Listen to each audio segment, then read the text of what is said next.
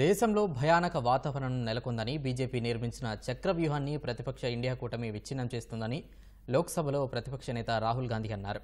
దేశంలో బీజేపీ చక్రవ్యూహం ద్వారా భయం వ్యాపిస్తోందని, అందులో రైతులు, కార్మికులతో సహా ఆ పార్టీ ఎంపీలు కూడా చిక్కుకున్నారని ఆరోపించారు.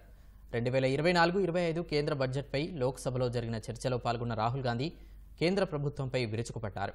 వేలాది ఏళ్ల క్రితం హర్యానాలోని కురుక్షేత్రలో అభిమన్యుడిని చక్రవ్యూహంలో చిక్కుకునేలా చేసి 6 ప్రాణాలు తీశారని రాహుల్ గాంధీ గుర్తు చేశారు.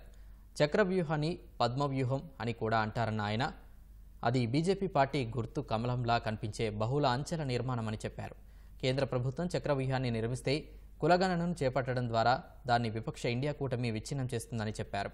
మహాభారతంలో అభిమన్యుడిని ఏం చేశారో ప్రస్తుతం దేశంలోని యువత, మహిళలు, రైతులు, చిన్న మధ్య తరహా వ్యాపారులను అదే చేస్తున్నారని రాహుల్ గాంధీ ఆరోపించారు.